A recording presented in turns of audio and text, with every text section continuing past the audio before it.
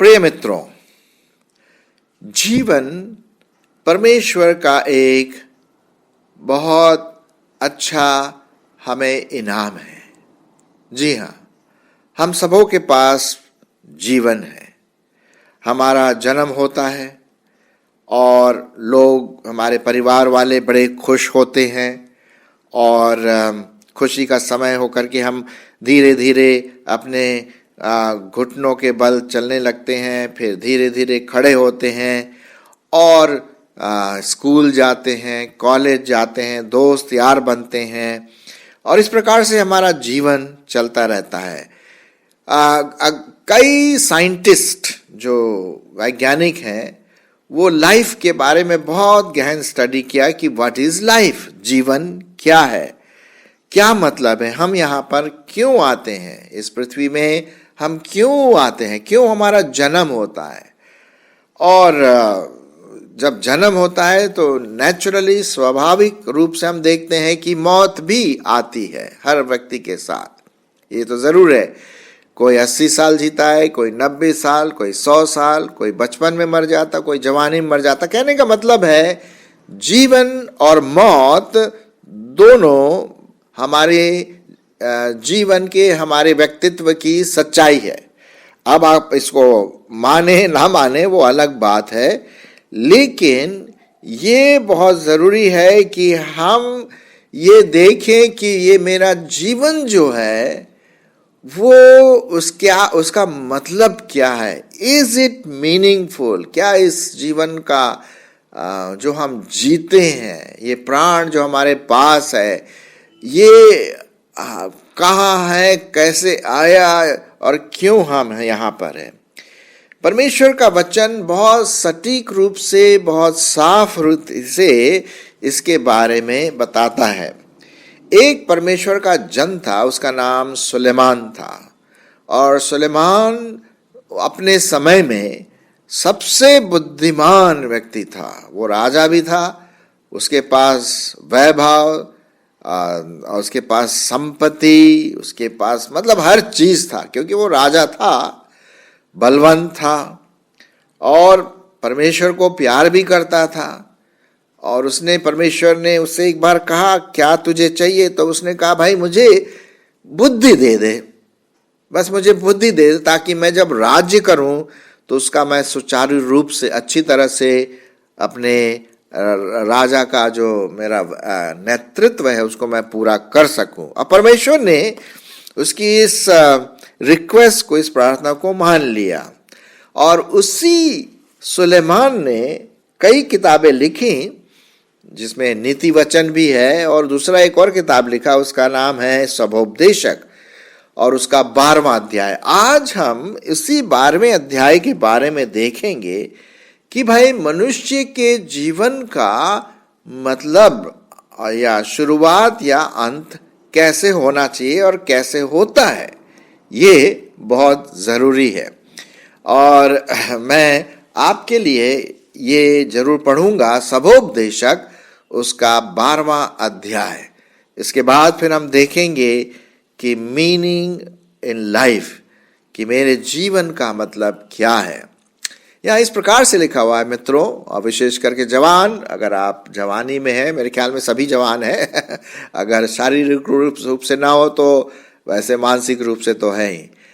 लिखा हुआ है, अपनी जवानी के दिनों में अपने सृजनहार को स्मरण रख, इससे पहले कि विपत्ति के दिन और वे वर्ष आए जिनमें तू कहे कि मेरा मन इनमें नहीं लगता। इससे पहले कि सूर्य और प्रकाश और चंद्रमा और तारागण अंधेरे हो जाए और वर्षा होने के बादल फिर घिर आए, उस समय घर के पहुरे कांपेंगे और बलवंत झुक जाएंगे और पिसनहारियां थोड़े रहने के कारण काम छोड़ देंगी और झरोखों में से देखने वालियां अंधी हो जाएंगी और सड़क की ओर के किवाड़ बंद होंगे और चक्की पीसने का शब्द धीमा होगा और तड़के चिड़िया बोलते ही एक उड़ जाएगा और सब गाने वालियों का शब्द धीमा हो जाएगा। फिर जो ऊंचा हो उससे भय खाया जाएगा और मार्ग में डरावनी वस्तुएं मानी जाएंगी और बादाम का पेड़ फूलेगा और टिड्डी भी भारी लगेगी और भूख बढ़ाने वाला फल फिर काम न देगा, क्योंकि मनुष्य अपने सदा के घर को जाएगा और रोने पीटने वाले सड़क सड़क फिरेंगे। उस समय चांदी का तार 2 टुकड़े हो जाएगा और सोने का कटोरा टूटेगा और सोते के पास घड़ा फूटेगा और कुंड के पास रहट टूट जाएगा। जब मिट्टी ज्यों की त्यों मिट्टी में मिल जाएगी और आत्मा परमेश्वर के पास जिसने उसे दिया है लौट जाएगी, कि उपदेशक कहता है सब व्यर्थ ही व्यर्थ है, सब कुछ व्यर्थ है। उपदेशक जो बुद्धिमान था वह प्रजा को ज्ञान भी सिखाता रहा और ध्यान लगाकर पूछताछ के करके बहुत से नीति वचन क्रम में रखता था। यह है साहब परमेश्वर का वचन। मैंने पूरा तो नहीं पढ़ा, लेकिन जो सार है कि हमारे जीवन का क्या मकसद है, क्या मतलब है। यहां पर लिखा हुआ है कि एक पद जो मैं आपके सामने पढ़ना मांगता हूं, और विशेष करके हमारे नौजवान भाई जो आजकल बड़े अपने मोटर बाइक में बहुत जल्दी में रहते हैं और जल्दी से हर चीज़ जल्दी खाना मांगते हैं, नई नई चीज़ें, नए नए टेस्ट हमारे मार्केट में आते हैं, ये ड्रिंक वो ड्रिंक कभी कभी इस्तेमाल करते हैं। हम सबों के लिए एक चेतावनी है यहाँ पर, और वो चेतावनी क्या है? अपनी जवानी के दिनों में अपने सृजनहार को स्मरण रख, इससे पहले कि विपत्ति के दिन और वे वर्ष आए जिनमें तू कहे ओहो मेरा मन तो इसमें नहीं लगता। क्योंकि हम लोग शारीरिक हो जाते हैं, हमारी शारीरिक जो जरूरतें हैं, टेस्ट का हुआ, देखने का हुआ, सुनने का हुआ, सूंघने का हुआ, छूने का हुआ, जो 5 इंद्रियां हैं वे जवानी के समय, जवानी के दिनों में थोड़ा ज़्यादा एक्टिव रहती हैं। और इसलिए इन दिनों में, इन वर्षों में, जवानी के वर्षों में जवान खूब खाना पीना करते हैं, नए नए टेस्ट करना मांगते हैं। कभी अनफॉर्चुनेटली, दुख की बात है, ड्रग वगैरह लेना शुरू करते हैं और शराब वगैरह, अल्कोहल वगैरह पीना शुरू करते हैं और उल्टे सीधे काम अपने शरीर के द्वारा कभी करते हैं, अश्लील पिक्चर भी देख लेते हैं। तो ये कभी कभी होता है जवानी के नशे में, जिसे हम कहते हैं। लेकिन मेरे दोस्तों, ये ज़्यादा दिन नहीं रहता है, ज़्यादा दिन नहीं होगा। जी हाँ, मज़ा तो आता है, लेकिन उस मज़े की थोड़ी सी फिर उसका जो मूल्य भी चुकाना पड़ता है, उसका परिणाम भी भुगतना पड़ता है। आजकल एड्स की बीमारी क्यों आ रही है? क्यों? इसलिए कि लोग एक व्यक्ति से अपने जो संभोग जो करते हैं वो एक के बजाय कई लोगों से करते हैं, क्योंकि ये शारीरिक की अभिलाषा है। यौन जो स्ट्रांग होता है उसके खिंचाव में गिर जाते हैं। एबोला एक और बीमारी आ गई है, उससे लोग परेशान हैं। तो हम देखते हैं कि जवानी के दिन में अपने सृजनहार को स्मरण रख, क्योंकि अगर हम स्मरण नहीं रखेंगे तो दूसरे पद से लेकर के आगे 7वें 8वें पद तक लिखा हुआ है, मौत का सिलसिला शुरू हो जाएगा। जी हाँ, इससे पहले कि सूर्य और प्रकाश और चंद्रमा और तारागण अंधेरे से हो जाए। हाँ, जब हमारा आंखें कमजोर हो जाती हैं, है ना, जब आदमी बूढ़ा होने लगता है तो उसकी सारी इंद्रियां क्या हो जाती हैं? कमजोर होने लगती हैं, आंखें कमजोर होने लगती है। चश्मा लगाते हैं, लेकिन कुछ हद तक चश्मा भी फिर उसके बाद गायब हो जाता है। तो सूर्य का प्रकाश खत्म हो रहा है, अंधकार आ जाता है। ये डेथ का शुरुआत है, ये मौत की शुरुआत है। और वर्षा होने के बादल फिर घिर आते हैं। अरे आपने देखा होगा जब बादल बहुत घिर जाते हैं, अंधेरा सा छा जाता है।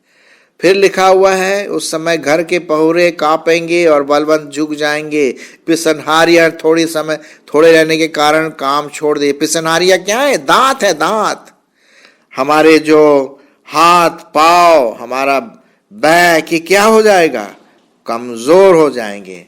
हमारे हाथ कमजोर हो जाएंगे, हमारे पांव चलने के लिए मुश्किल होगा। इसीलिए कुछ लोग लकड़ी का सहारा लेते हैं। ये मौत की ओर जाने की निशानी है मेरे दोस्तों।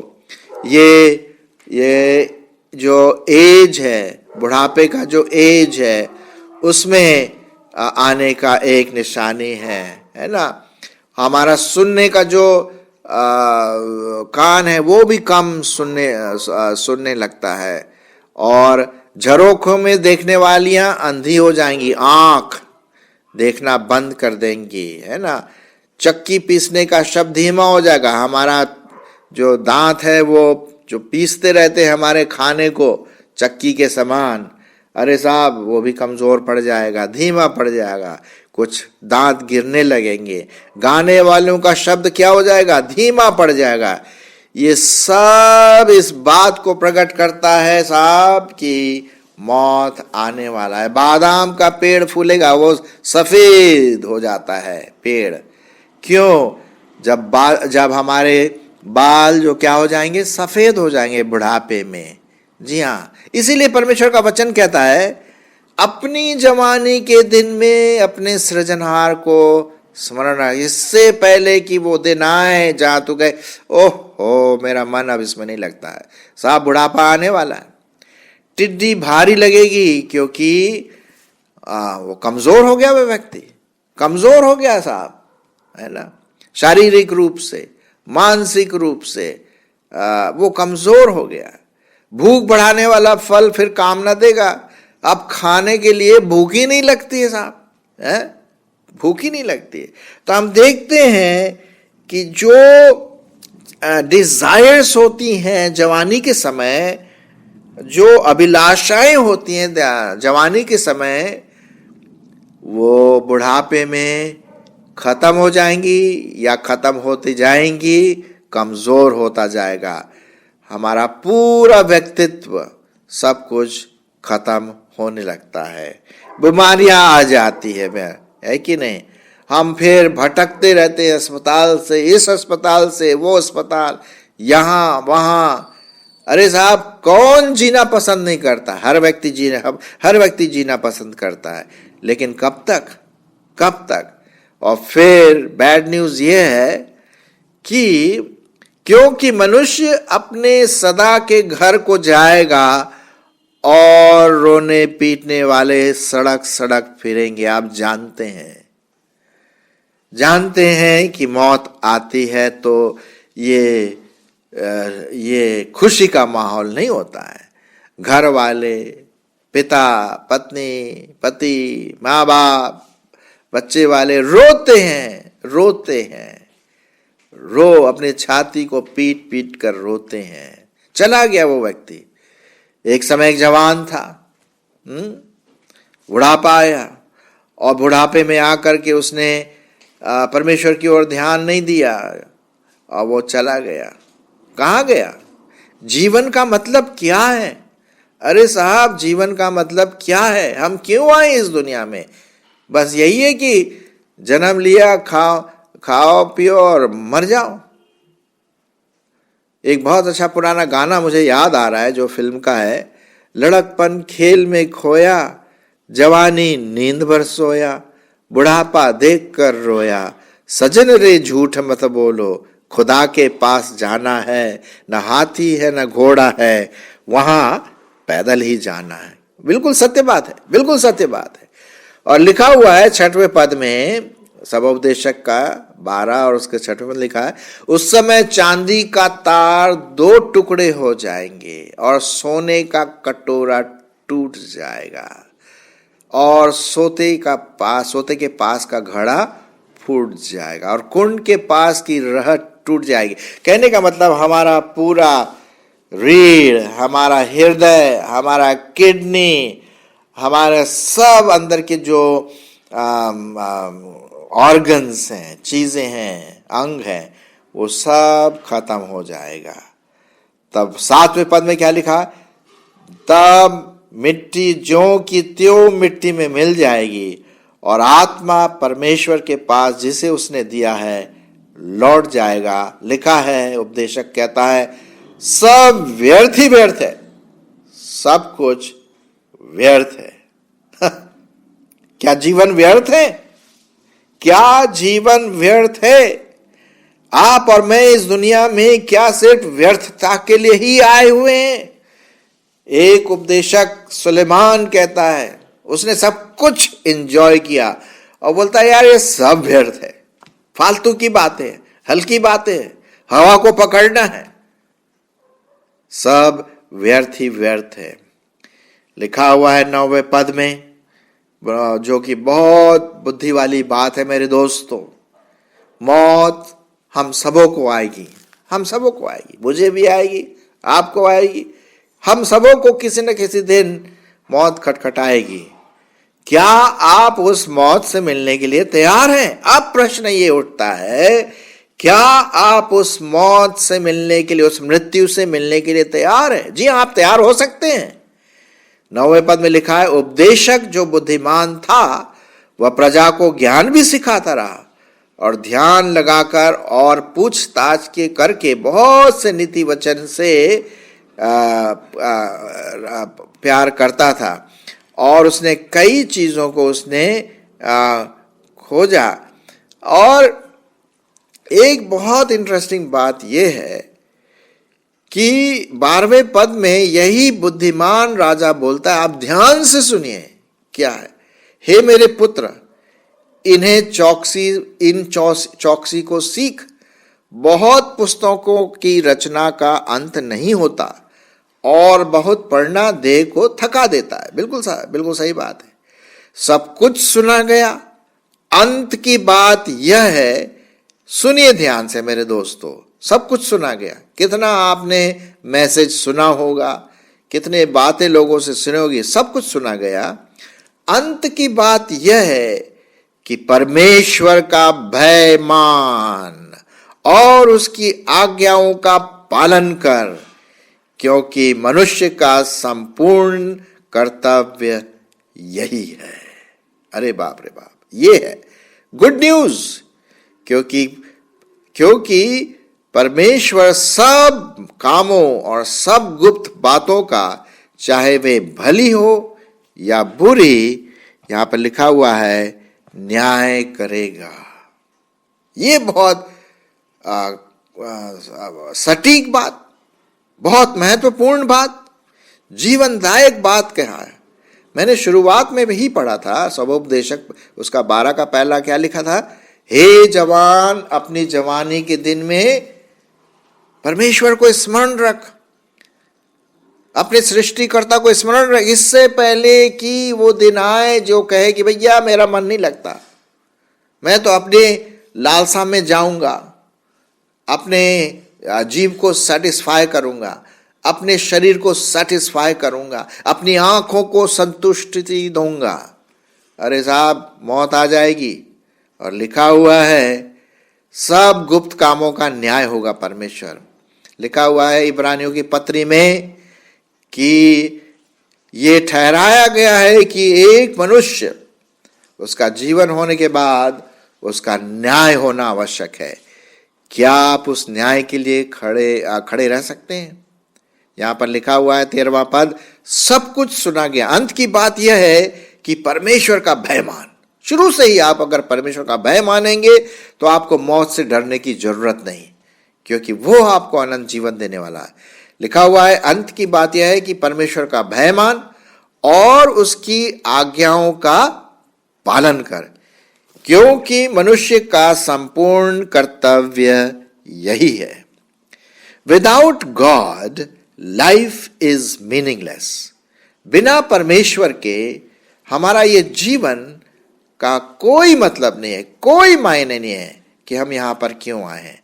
लेकिन किंतु जब हम परमेश्वर को पहला स्थान देते हैं, परमेश्वर को का भय मानते हैं, उसके कहे अनुसार वचन पर हम चलते हैं, तब उसमें मीनिंग आता है, उसका मतलब आता है। अरे यार, मेरे जीने का मतलब है, मेरे जीने का मीनिंग है, मैं परमेश्वर के लिए जीऊंगा।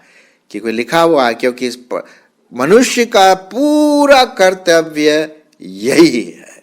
हाँ भाई, खाओ पियो, किसने मना किया खाने पीने के लिए? अच्छा खाना खाओ, अच्छा पानी पियो, अच्छा संबंध रखो दूसरों के साथ, अच्छे से परिवार का व्यवहार करो, अच्छा हो। अगर आप परमेश्वर का भय मानते हैं, परमेश्वर का भय मानने का मतलब यह है कि मैं उस प्रभु यीशु मसीह को अपने जीवन में आने को दूं, उस पर विश्वास करूं कि वो मेरे पापों के लिए क्रूस पर मारा गया, गाड़ा गया और तीसरे दिन मुर्दों में से जी उठा और आज वह जीवित परमेश्वर है।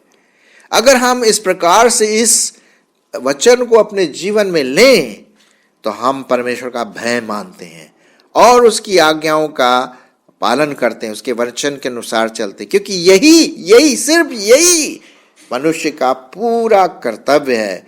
क्योंकि एक वार्निंग लिखा हुआ मेरे दोस्तों 14 पद में, क्योंकि परमेश्वर सब कामों का, सब गुप्त बातों का, चाहे वे भली हो या बुरी, न्याय करेगा। ये आपके लिए आज का वचन है। अगर आज तक आपने अपना जीवन प्रभु यीशु मसीह को नहीं दिया है, आप दीजिए, परमेश्वर का भय मानिए। इसीलिए लिखा हुआ पहले पद में, अपने जवानी के दिन में अपने सृजनहार, जिसने आपको बनाया अपनी महिमा के लिए, जिसने आपको सृजा अपने स्वरूप में, उसको याद करें और उसको अपने जीवन में प्रथम स्थान दें। तब ही आपके जीवन का मतलब, मीनिंग आज अच्छी तरह से आपके पास आ जाएगा और आप परमेश्वर की महिमा के लिए अपना जीवन बिता सकते हैं। परमेश्वर आपकी इसमें अगुवाई करे। धन्यवाद।